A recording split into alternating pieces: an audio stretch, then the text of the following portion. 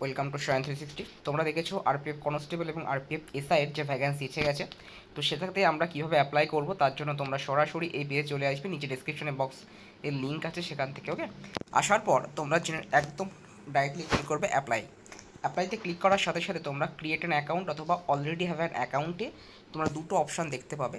তোমাদেরকে একটু ক্লিয়ার করে দিই, ক্রিয়েট অ্যান অ্যাকাউন্ট মানে যারা একদম নতুন, আর যারা এএলপি টেকনিশিয়ানের ফর্ম ফিল আপ করেছো তারা অলরেডি হ্যাভ অ্যান অ্যাকাউন্টে ক্লিক করে তোমরা কিন্তু সরাসরি লগ ইন করতে পারবে। তো যাদের অ্যাকাউন্ট নেই তাদের জন্য একটু দেখিয়ে দিচ্ছি। ওকে, তো ক্রিয়েটেড অ্যাকাউন্টে ক্লিক করার সাথে সাথে একটা পপ আপ আসবে, সেটাকে ওকে করবে।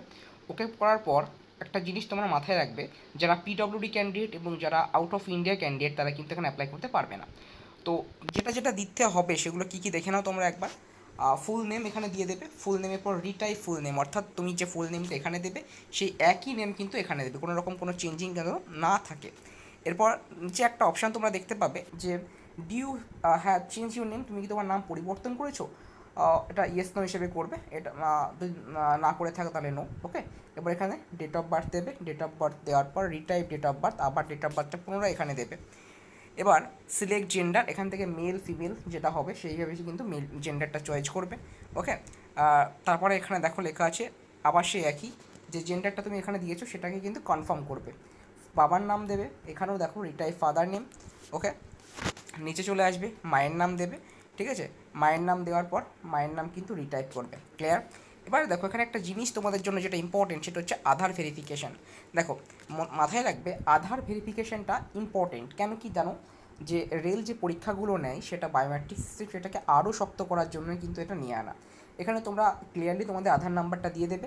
আধার নাম্বার দিয়ে দেওয়ার পর ভেরিফাই ইউজিং আধারে ক্লিক করবে, তোমাদের একটা ওটিপি আসবে, সেটা দিয়ে কিন্তু ভেরিফাই হবে।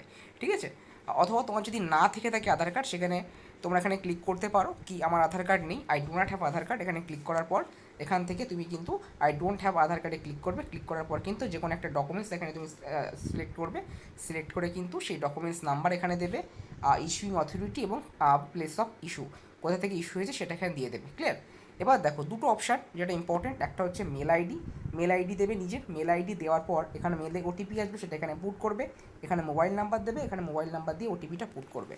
সব কিছু ক্লিয়ার? এবার তুমি তোমার পাসওয়ার্ড ক্রিয়েট করবে। দেখো পাসওয়ার্ড কীভাবে ক্রিয়েট করবে এখানে লেখা আছে, পাসওয়ার্ড শুড বি কম্বিনেশন। আর কীভাবে কম্বিনেশন হবে পাসওয়ার্ডটা, capital letter, small letter, special character, যেরকম ইমেল আইডি যেরকম হয় সেরকম। যেমন তোমাদের একটা দেখে দিচ্ছি, বড় হাতের এ দেবে, বি সি ডি, ঠিক আছে, 1 2 5 6। এবার একটা দেখো স্পেশাল ক্যারেক্টার বলতে এগুলোকে বলে অ্যাট দ্য রেট, আবার স্ল্যাশ, এই যে পার্সেন্টেজ, এগুলো হচ্ছে স্পেশাল ক্যারেক্টার। এখানে একটা কিছু দিতে হবে, তাহলে কিন্তু তোমাদের পাসওয়ার্ডটা ক্রিয়েট হবে। ওকে, এটা ক্রিয়েট করার পর নিচে যে ক্যাপচা কোড দিয়ে ভেরিফাই করে নেবে। ওকে, তোমার অ্যাকাউন্ট কিন্তু তৈরি হয়ে যাবে। এবার তোমরা সরাসরি লগ ইন করবে। চলো লগ ইন করে দেখিয়ে দিই। এরকম একটা ইন্টারফেস তোমাদের সামনে খুলে যাবে। ক্লিয়ার? এবার তোমরা কী করবে, নিচে দেখো লেখা আছে, ওখানে লেখা আছে অনলাইন অ্যাপ্লিকেশন। অনলাইন অ্যাপ্লিকেশনে ক্লিক করার সাথে সাথে নিচে স্ক্রল ডাউন করবে। এখানে কিন্তু তোমাদের সামনে শো করছে কী করতে হবে। এটা হচ্ছে আরপিএফ এসআইয়ের, আর নিচে যেটা আছে সেটা হচ্ছে কনস্টেবলের। ওকে, দেখো লেখা আছে আরপিএফ কনস্টেবল। তো তোমাদের যেহেতু কনস্টেবল ফর্ম ফিল আপ, তো এখানে জাস্ট ক্লিক করবে এবং নেক্সটে ক্লিক করবে। নেক্সটে ক্লিক করার সাথে সাথেই তোমার কাছে কিন্তু তোমার যে ডাটাগুলো সেভ ছিল, যারা অলরেডি করেছো, যারা করোনি তাদের জন্য এগুলো তোমাদের ফুলফিল করতে হবে।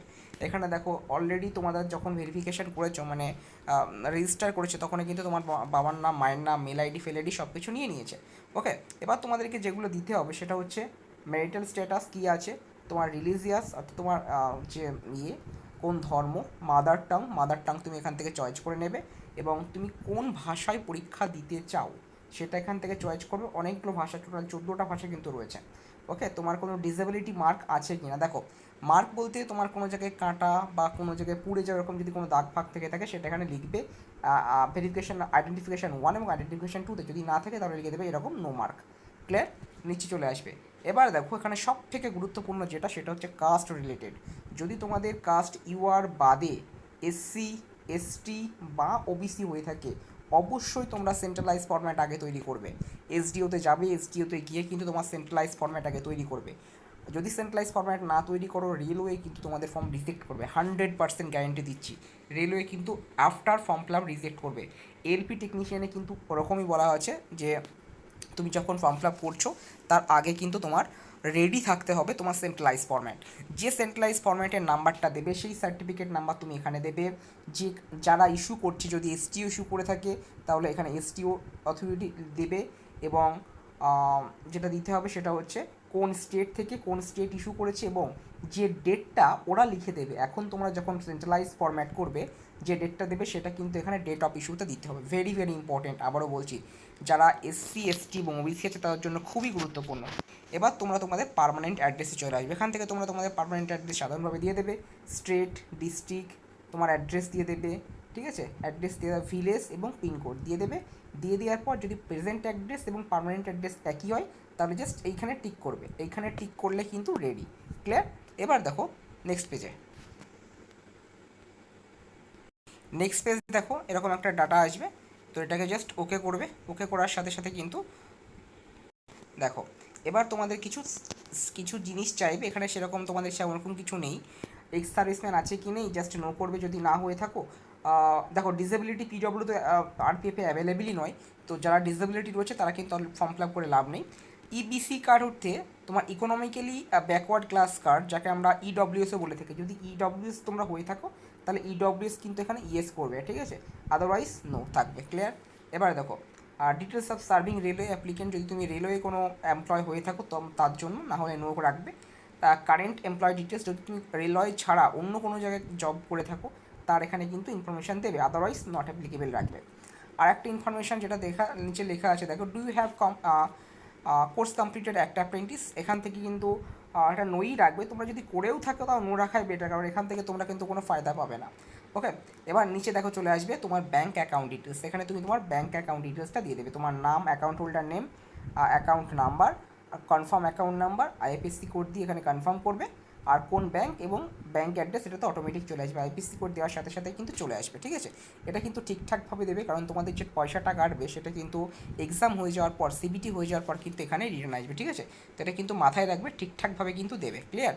নেক্সট বাটনে ক্লিক করবে। নেক্সট বাটনে ক্লিক করার সাথে সাথে কিন্তু তোমাদের এখানে কিছু কোয়ালিফিকেশান চাইবে। কোয়ালিফিকেশান এখানে তোমরা দিয়ে দেবে, তোমাদের যে কোয়ালিফিকেশানগুলো রয়েছে।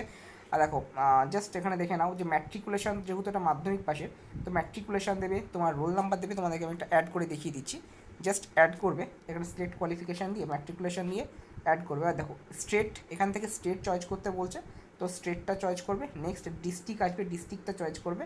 নেক্সট কোন বোর্ড থেকে পাস করেছো, পাসিং ইয়ার দেবে, এবং মাধ্যমিকের যে রোল নাম্বার সেটা দিয়ে অ্যাডে ক্লিক করবে। অ্যাডে ক্লিক করলেই কিন্তু তোমাদের এই কাজটা কমপ্লিট, যেহেতু এটা মাধ্যমিকে তারপরে কিছু দেওয়া লাগবে না। নেক্সট পেজে চলে আসবে। নেক্সট পেজে চলে আসলে কিন্তু এখান থেকে তোমার ফটো সিগনেচার দিতে হবে। ফটো সিগনেচারটা কিন্তু রেলের জন্য ভেরি ভেরি ইম্পর্টেন্ট, ভালোভাবে মনে রাখবে। আবারও বলছি, ফটো সিগনেচার রেলের জন্য খুব ইম্পর্টেন্ট। কীভাবে ফটো সিগনেচার আপলোড করতে হয়, তোমাদের যদি ভিডিও লাগে তোমরা কমেন্ট বক্সে কমেন্ট করবে, আমি কিন্তু ফটো সিগনেচার নিয়ে একটা ভিডিও তৈরি করে দেবো। রেল কিন্তু ফটো সিগনেচারের জন্য প্রচুর পরিমাণে ফর্ম রিজেক্ট করে, মাথায় রাখবে। ক্লিয়ার? ফটো সিগনেচার এখানে আপলোড করে দেবে। আচ্ছা, ফটোটা যেটা রাখতে হবে সেটা হচ্ছে 30 থেকে 70 কেবির মধ্যে, এবং সিগনেচারটা যেটা রাখতে হবে সেটা হচ্ছে তোমার 30 থেকে, এটাও কিন্তু 30 থেকে 70 কেবির মধ্যে রাখতে হবে। কিন্তু কীভাবে ডাইমেনশন ক্রিয়েট করতে হয় সেটা তোমাদের যদি প্রয়োজন লাগে তাহলে তোমরা কমেন্ট করে লিখবে। ওকে, এবার নেক্সটে ক্লিক করবে। নেক্সটে ক্লিক করার সাথে সাথে এবার যেটা চলে আসছে সেটা হচ্ছে সেরকম কিছু নেই, এখানে জাস্ট একটা টিক বক্সে টিক দেবে, এবং তুমি তোমার গ্রামের নাম বা শহরের নাম এখানে লিখে দেবে। লিখে দিয়ে কী করবে, এখানে লিখে দিয়ে সাপোজ মনে করো টিক দেওয়ার পরে কিন্তু প্রিভিউ অ্যাপ্লিকেশন যে অপশানটা রয়েছে, প্রিভিউ অ্যাপ্লিকেশনে ক্লিক করবে। দেখো নিচে যেটা রয়েছে প্রিভিউ অ্যাপ্লিকেশন, প্রিভিউ অ্যাপ্লিকেশনে ক্লিক করবে। প্রিভিউ অ্যাপ্লিকেশনে ক্লিক করার পর তুমি সম্পূর্ণ তোমার অ্যাপ্লিকেশন দেখতে পাবে। এরপর তোমার যেটা করতে হবে সেটা হচ্ছে পয়সা দিতে হবে। যারা এসসি রয়েছো বা এসটি রয়েছো, ঠিক আছে, বা ওম্যান ক্যান্ডিডেট রয়েছো, তাদের জন্য হচ্ছে তোমার 250 টাকা ফিস দিতে হবে, এবং যারা ইউআর আছো তাদের জন্য কিন্তু 500 টাকা পেমেন্ট করতে হবে, ঠিক আছে। 500 টাকা তোমরা তোমাদের ক্রেডিট কার্ড, ডেবিট কার্ড বা ইউপিআইয়ের মাধ্যমে কিন্তু পেমেন্ট করে দেবে। তারপর কিন্তু তোমার অ্যাপ্লিকেশন সাকসেসফুল হয়ে যাবে। ক্লিয়ার? এই হচ্ছে আজকের ভিডিওটি কেমন লাগলো অবশ্যই জানিও। আর তোমাদের যদি কোনো হেল্প লাগে অবশ্যই তোমরা কমেন্ট করো।